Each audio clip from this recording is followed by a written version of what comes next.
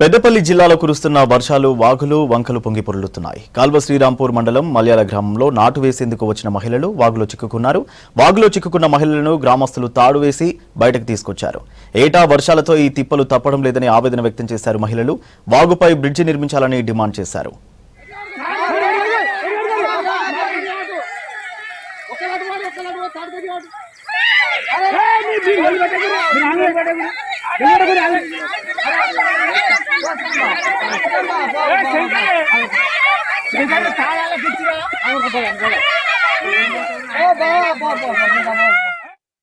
మల్యాల కైకిలు వచ్చినాము.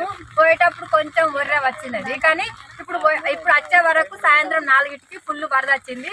మా వాళ్ళు ఇద్దరు కొట్టుకపోయే వాళ్ళు. ఈ ఊరు నుండి ఒక అన్న వచ్చి 5-6 వచ్చి తాడేసి మమ్మల్ని కాపాడి కంపల్సరీ బ్రిడ్జ్ అయితే కట్టాలి. ఇప్పుడు బాగా మేము పోంగా బాగా లేకుండా కొద్దిగా అయితే పోదు ఇక కథ మా పైన అయిపోయింది.